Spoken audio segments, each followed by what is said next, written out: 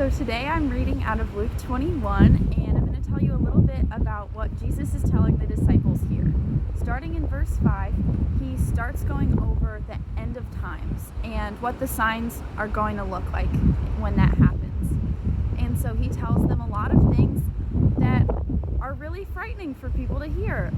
He says that nations are going to come against all other nations, and kingdoms will rise against the other kingdoms. There will be earthquakes, famines, destruction, and that's really scary for people to hear. And I think that's really prevalent in our time now, as we're understanding that life looks really different in the midst of the coronavirus, and we don't know what that means for us. We don't know how long this could go on, and so it's very difficult to navigate this time. And so then Jesus gives us some words of comfort that I'm going to read for you, starting in verse 26 out of Luke 21. And he says, "People will faint from terror, apprehensive of what is coming on the world, for the heavenly bodies will be shaken. At that time they will see the Son of Man coming in a cloud with power and great glory. When these things begin to take place, stand up and lift your head, for your redemption is drawing near." And so Jesus tells us, even in the midst of chaos, that we can look up to the Lord and just understand that we can be at peace because he is there and the Son of Man is coming.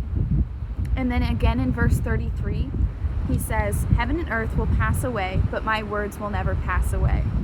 Be careful, or your hearts will be weighed down with carousing, drunkenness, and the anxieties of life, and that day will close on you suddenly like a trap. For it will come on all those who live on the face of the whole earth. Be always on the watch, and pray that you may be able to escape all that is about to happen, and that you may be able to stand before the Son of Man."